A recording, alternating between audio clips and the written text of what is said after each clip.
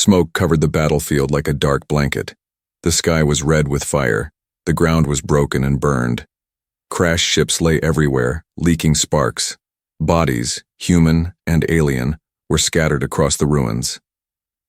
Captain Reed, a young human, soldier with sharp eyes and a steady hand, crouched behind a piece of fallen metal.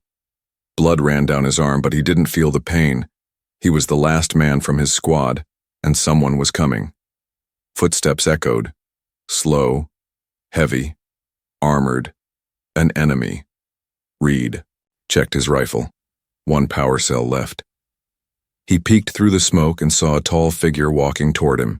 Alien armor, sleek, black, shining. Their warriors were fast and deadly.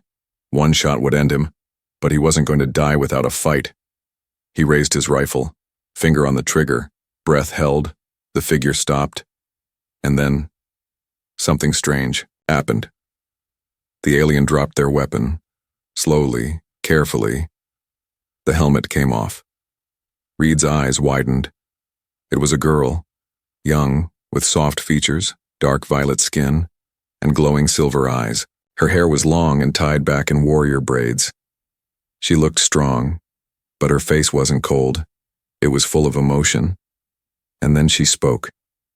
2 simple words. "I know you." Reed froze. "What?" The alien girl stepped closer, her hands open. He kept, his gun raised. "Don't move!" But she didn't stop.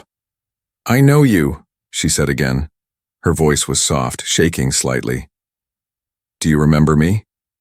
Reed stared at her. Something about her face. Those eyes. No. It couldn't be.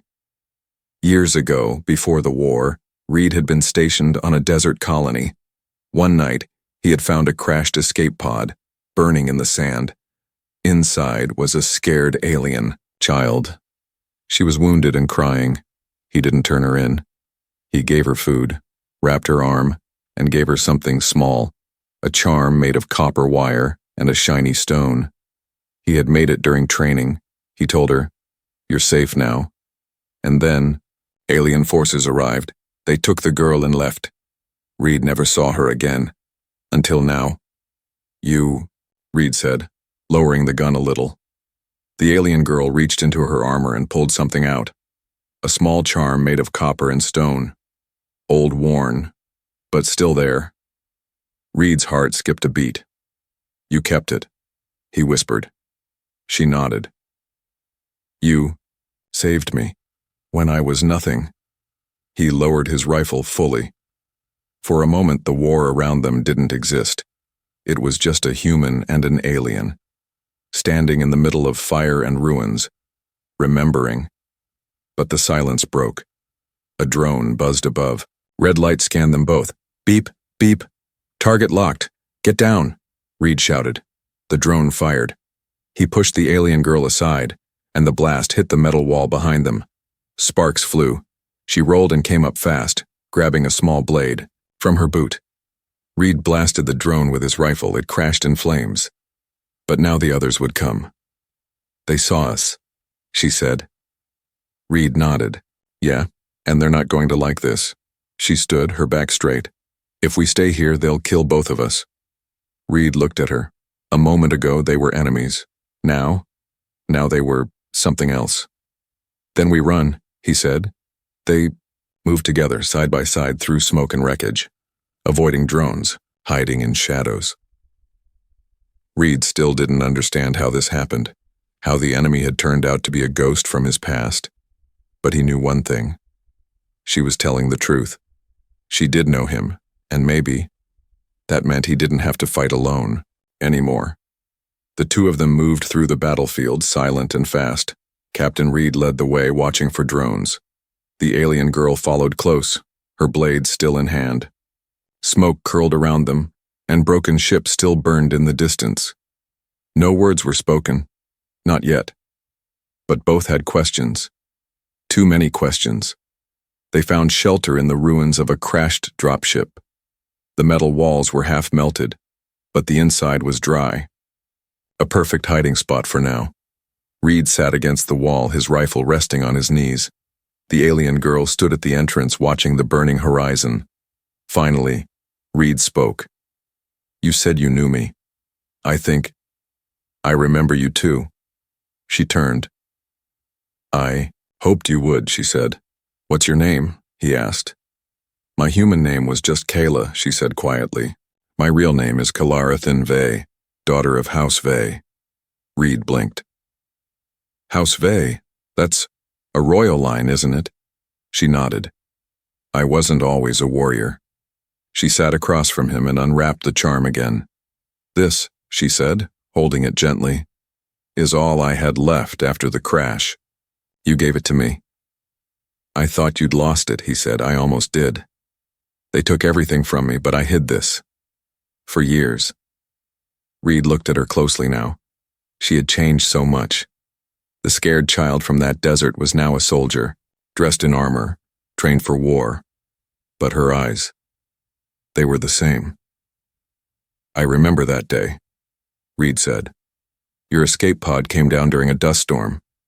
Everyone thought it was a drone wreck, but I checked anyway. Found you inside." "I was 5, she whispered. "I was bleeding. You were the first face I saw." He nodded. "I gave you food, water. You were shaking. You didn't ask who I was. You didn't care that I was alien." "I just saw a scared little girl," Reed said. She looked down. "You saved me. And then you disappeared." Reed clenched his jaw. "I didn't want to let them take you, but they came with weapons. Said you belonged to them." She nodded. "My people. They erased everything. They said the humans had poisoned me. They trained me to forget your face." "Did it work?" he asked. She smiled. "No, I remembered you. Every time I held this charm, I remembered." A moment of silence passed.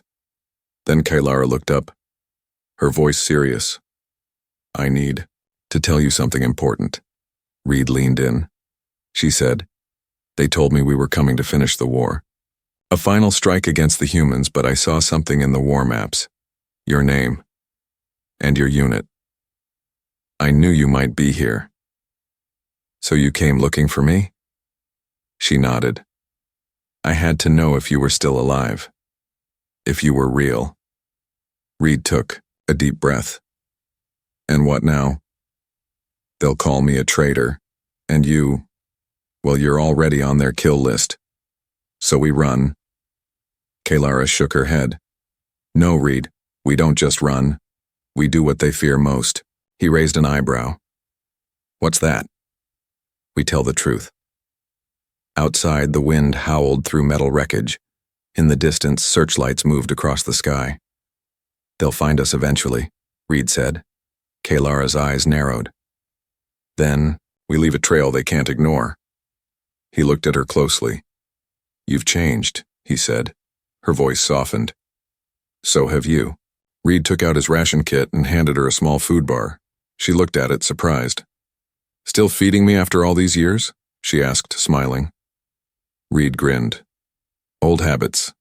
They both laughed softly. Even in war, in fire, in ash, something gentle had survived. Suddenly, a soft beep echoed from Reed's wristband. "Scanner ping. Incoming patrol." "They're close," he said. Kaylara stood up fast. "We move. There's a comm station 3 clicks west. If we can reach it, we can send out a message." Reed picked up his rifle. "Message to who?" "To anyone willing to listen. And if no one does?"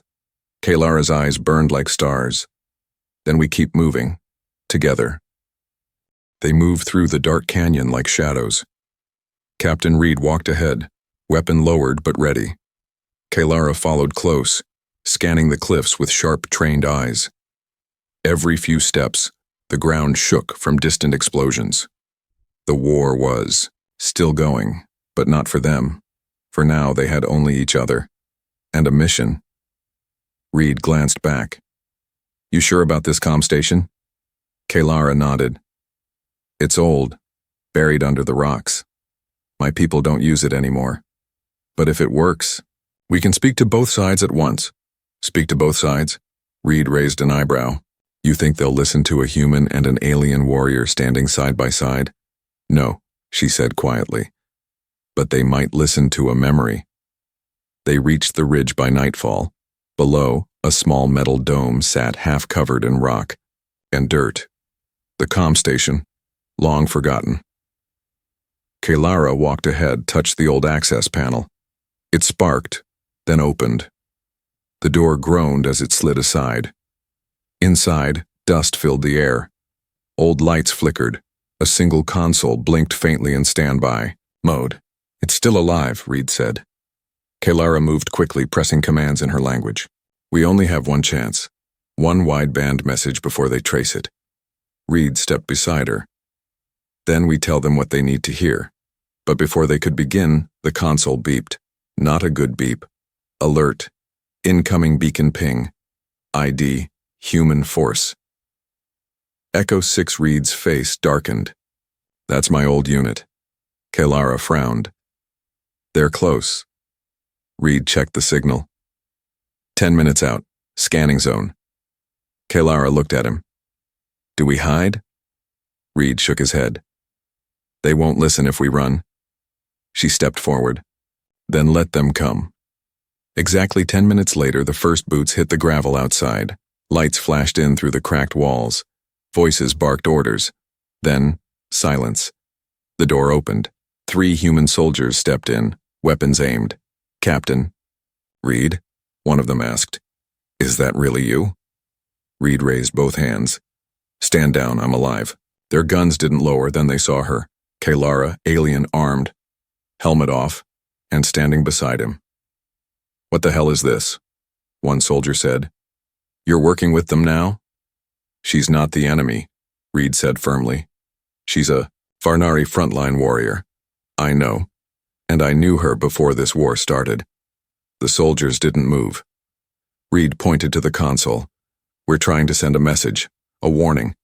There's something bigger happening, something both sides don't see. The lead soldier stepped forward. Sir, if command hears you've gone rogue, you'll be marked. Reed stared back. Then mark me. But listen first. He turned to Kaylara. Tell them. Kaylara stepped forward slowly. I was raised by humans, she said. For 2 years I lived among you. I learned kindness, courage, and truth.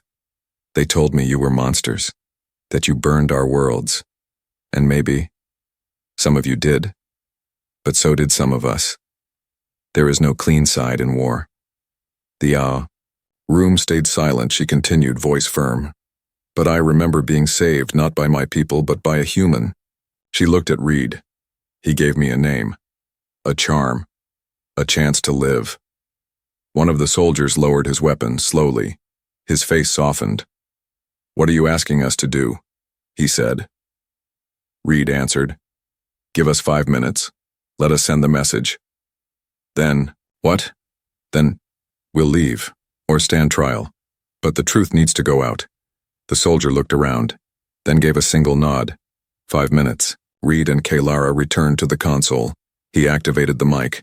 This is Captain Reed, human soldier, survivor of the Echo 6 unit. And I am Kaylara, Varnari warrior and daughter of House Vey.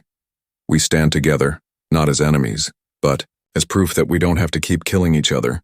We remember the past, but we choose the future. They sent the message. Wideband. Planet-wide. Both sides could hear it. There was no taking it back. Outside, the soldiers waited. Reed and Kaylara stepped out, side by side. The soldier saluted Reed, then turned his gaze to Kaylara. He didn't salute her, but he didn't raise his weapon either. It was a start. The message spread faster than fire. Across human comms and alien relays, the words of Captain Reed and Kaylara echoed like thunder in a quiet sky. 2 warriors, once enemies, now stood together, not in silence, but in truth. Inside military command centers, screens blinked red. Officers shouted. Orders flew, on both sides of the war. Leaders were furious. To them, this wasn't peace. It was betrayal. By the next morning, a price was placed on both their heads. Captain Reed, AWOL, arrest on sight. Kaylara of Housevey, traitor. Eliminate. It didn't matter what they said, they had broken the rules, and that made them dangerous. Reed and Kaylara ran, through forests soaked in smoke, through the bones of old battlegrounds. Each step brought them deeper into enemy lines, and closer to the truth they had dared to speak. They found shelter inside a broken shield station buried beneath the hills. The air inside was stale, the lights flickered, and the doors barely closed. But for now, it was safe. Kaylara sat against the wall, her breathing shallow. A burn scar lined her side from a drone that nearly clipped her during their escape. Reed cleaned the wound carefully. "You didn't have to take that hit," he said quietly. She looked at him. "You did the same for me once, long ago." Reed smiled faintly. "I was just a kid. You were kind. That's rarer than a soldier." Outside, the wind howled. The station sensors blinked, detecting movement. 2 signals, 1 human, 1 alien, both marked for death. Kaylara stared at her reflection in a broken screen. "I was trained to kill humans," she said. "I believed every lie they told me. But when I saw you again, standing in the smoke, I remembered the truth." Reed sat down beside her. "The truth matters. That's why they want us gone." She looked at him. "Are you scared?" He didn't lie. "Yes, but not of dying." "Then what? Of being forgotten? Of all this meaning nothing?" Kaylara reached into her armor and held up the charm again, the one he had given her long ago. "Never forgot," she said. "And I never will." Suddenly, the ground trembled. Boom. Then again. Boom. They both stood quickly. A screen lit up. Multiple contacts inbound. Human mechs, alien stormtroopers, from opposite sides, but coming for the same target. Them. Reed clenched. His fists. "They teamed up to kill us." Kaylara nodded. "Because we proved they're the same." He looked at the broken control panel. "Can we lock the doors?" She shook her head. "Only delay them." Then we delay them. They moved fast, setting up scrap barricades, activating the station's last working turret, and rigging a trap using spare power cores. Outside, the dust rose. Figures in both human armor and alien suits marched together, silent, deadly, ordered to do the unthinkable. Kill one of their own, and the enemy, together. Inside, Reed checked his rifle. Only 1 clip left. Kaylara spun her blade. Eyes steady, Reed looked at her. "Still with me?" "To the end," she said. "No," he replied. "To the beginning." The first explosion rocked the door. Metal groaned. Kaylara stood at the center. Reed took position behind cover. If they were going down, they would go down seen, heard, remembered, not as fugitives, but as the ones who told the truth. Outside, one soldier paused. He held his rifle, but his hands shook. Inside his helmet, he had heard the message. He remembered Kaylara's words. "I am proof that even enemies can be saved." The soldier didn't raise his gun. He stepped back. Another followed, and then another. Reed and Kaylara waited for the attack, but it never came. Instead, the enemy stood and lowered their weapons. Kaylara stepped forward, confused. Reed joined. Hurry from the back of the crowd, a new voice shouted, "Stand down!" by order of the peacekeepers. A transport ship descended from the clouds, its markings neutral, neither human nor alien. A third faction, one that had heard their call and answered. Inside the station, Kaylara finally exhaled. "We're not hunted anymore." Reed smiled. "No. We're witnesses now." The ship hovered above the scorched valley like a silver promise. Its lights were soft, its engines hummed gently, not like the warships that roared and burned. It belonged to neither side, human nor alien. The peacekeepers. A small faction, not soldiers, not spies. Just a few who still believed peace was possible, even in a galaxy filled with blood. Inside the ship, Captain Reed sat by the window. staring out at the field where he and Kalara had almost died. Kalara stood behind him, silent. Both of them were safe now, but neither of them felt it. The peacekeeper leader, a woman named Commander Oren, walked into the room. "You did something powerful," she said. "You stood together. That changed everything." Reed turned to her. "Did it?" "More than you know," Oren replied. "Your message is spreading, quietly, secretly, but people are listening." Kalara spoke for the first time. "Then why are we still hiding?" Oren's face grew serious. "Because speaking truth doesn't stop war, it just challenges it." She looked at both of them. "You have two choices. We can relocate you to a safe colony, new names, new lives. You disappear forever. But you live." Reed nodded slowly. "And the second choice? You speak again, publicly, broadcast your story, your truth, to all systems, human and alien, loud, clear, risky." Kalara's eyes narrowed. "And what happens if we do that?" "They'll come after you again," Oren said. "Harder this time, but others may rise to protect you." She gave a small smile. "Sometimes, the galaxy needs a spark."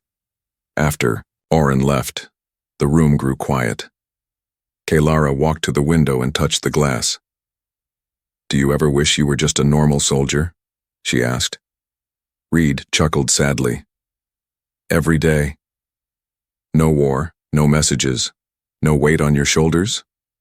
"Sounds nice," he said. She looked at him. "Then let's take the first choice." He turned slowly. "Do you mean that?" Kalara's voice softened. "I don't know." They sat on the bench beside the room's small indoor garden. It was strange. Green things growing in a place that had seen so much steel and death. Kalara plucked a leaf between her fingers. "When I was taken back by my people," she said, "they erased my memories, or tried to. They taught me that humans were cruel, selfish, dangerous." Reed looked at her. "Do you still believe that?" She shook her head. "You were the one, memory they couldn't erase." She reached into her armor and pulled out the charm again. "I kept this even when I didn't know why." Reed stared at it. "Funny how something so small can outlast a war." Kalara smiled. "It reminds me that someone once chose kindness instead of violence." She paused. "But if we stay quiet now, if we disappear, that moment might be forgotten." Reed leaned forward. "You're saying we speak?" "I'm saying I won't run anymore." Reed stood and looked out the window one last time. He could see the galaxy out there, dark, wide, wounded, but waiting for something honest. He nodded. "Then we speak." They walked together to the Peacekeeper's communication chamber. A large white room, silent and sacred. One mic, one beam. 1,000 systems waiting. Kalara took a deep breath. Reed placed a hand on her shoulder, and they began. Their message was not long, but it was true. They spoke of war, of lies, of growing up believing the other side were monsters, of choosing fear before trust. Then they told their story: a desert rescue, a forgotten charm, a reunion in the middle of a battlefield, and a choice, not to fire, but to remember. And in that moment, the galaxy listened. The message echoed across the stars. It played in secret listening posts, rebel channels, and black market news streams. Some heard it in war zones, others on mining colonies, prison transports, or quiet moons forgotten by both sides. Everywhere it left the same mark: silence and then awakening. But not everyone was ready for the truth. In a dark hall deep inside a human battlecruiser, General Harrow slammed his fist against the table. "They've gone too far," he growled. "He was one of ours." Across the room, an alien, commander in golden armor, watched the footage with hard eyes. Kalara's face appeared on the screen. "I remember the war, but I choose peace," the commander hissed. "She is no daughter of House Vey. She is a shame to her blood." They both looked at each other. Enemies. But today, they shared one goal. We kill them. Together. On a neutral planet named Delvra, where Kaylara and Reed were hiding under peacekeeper protection, the skies were calm. For now, they stood together in a narrow canyon, watching the sun rise over red cliffs. The air was still, but Kaylara's heart was not. "I feel it," she said, quietly. "Something is coming." Reed looked up. "So do I." A moment later, Oren ran into view. "We've picked up movement," she said. "2 ships, no insignia, not peacekeepers, and they're not here to talk." Reed frowned. "So it begins." They rushed back to the outpost bunker. Peacekeeper forces, few and outmatched, scrambled to activate shields and bring out old weapons. This wasn't a base meant for war. It was built to protect voices, not fight armies. In the command room, Oren turned to Reed and Kaylara. "They're not just after you anymore," she said. "They're after what you represent." Kaylara stepped forward. "Then we don't hide." Reed nodded. "We stand. We speak again." Oren hesitated. "They'll bomb this place to ash." Kaylara's eyes burned softly. "Let them try." Above the sky, the ships arrived. 1 human, 1 alien, both heavy, armed, silent. They did not send a warning. They only opened fire. Explosions rained down on the cliffside. The bunker shook. Kaylara helped a wounded peacekeeper out of the smoke. Reed fired at drones from the roof, keeping their air clear, but the shields were failing. Piece by piece, they were going to be overrun unless... "There's an old signal tower on the ridge," Oren shouted. "If we can reach it, we can rebroadcast the message, live, across the galactic peace channels." "But it's exposed," Reed said.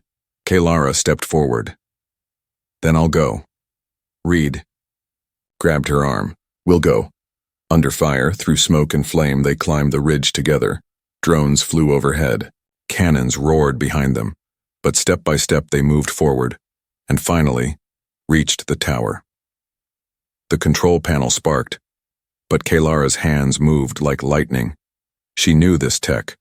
Her people had built it long ago. "Recording activated," she said. Reed nodded. "Then let's give them something they can't erase." Their message began, live, raw, unfiltered. They didn't talk politics. They didn't beg. They told the story again, not of strategy, not of surrender, but of one small act, a charm given to a scared girl, and how that moment changed everything. And in ships, cities, stations, and secret bunkers across the stars, people stopped what they were doing and listened. Some cried, some clenched fists, some whispered. Finally, someone said it, but in the sky above, the enemy ships locked onto the ridge. They had found the tower. They were going to erase it. Reed saw the missiles before they came. He looked at Kaylara. "I'll stay. You run." "No," she said. "We do this together." He smiled. "Then we finish it strong." They stood in front of the camera, hands joined as the missiles screamed toward them. Their last words, "We remember, and we are not alone." The screen went black. Across 1,000 systems, the live feed cut just as the sky above the ridge exploded in flame. For a long moment, there was silence. No voice, no signal. Just the image of 2 figures, standing hand in hand, facing the... And then darkness. In command centers, soldiers paused. In secret hideouts, rebels stood still. On lonely ships, pilots closed their eyes. Something inside them shifted. Not just grief, not just shock, but something older. Memory. On a quiet moon, an old soldier replayed the last words again. "We remember, and we are not alone."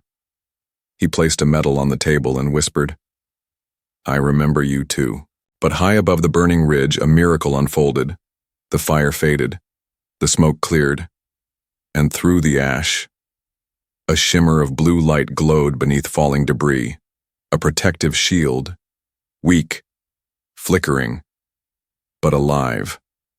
Inside it, two figures, bruised and burned, but breathing. Reed opened his eyes first. He coughed hard, then sat up. "Kelara," he croaked. She stirred slowly beside him. "I'm here," she whispered. "Still here." The shield had come from a rogue peacekeeper tech, someone who had seen the feed, heard the words, and activated a secret override to the satellite above. He hadn't asked permission. He just acted, because he believed in what they said. Reed helped Kelara to her feet. They stood on the shattered platform, surrounded by destruction. Above them, rescue ships arrived, human, alien, and peacekeeper. They didn't come with guns. They came with hands outstretched. Commander Oren met them first. She didn't speak at first. She just hugged them both.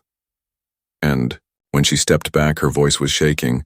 "You didn't just survive, you changed everything." Over the next few days, something no one expected began to spread. Not orders, not fear, but hope. Small ceasefires bloomed on outer worlds. Units lowered weapons. Soldiers passed food between trenches.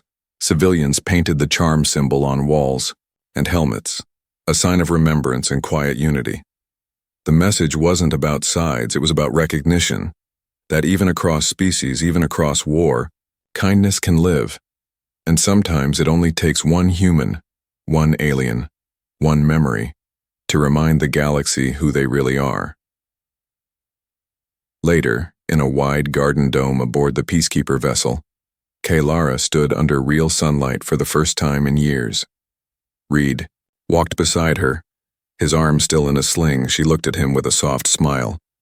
"So, what now?" He smiled back. "I'm not sure, but I think we have more to do." She nodded. "We keep speaking? We keep remembering." They stopped at the edge of a quiet stream. Kelara reached into her pocket and held out the charm. "It survived," she said. "So did we," Reed replied. Then she placed it in his hand. "Now it's your turn to carry it." He looked down at it, just wire and stone, but to him it was a whole lifetime. In the distance, a group of alien and human children played under the trees, laughing. One of them wore a string around her neck. On it, a charm just like theirs. Kelara smiled. They made more.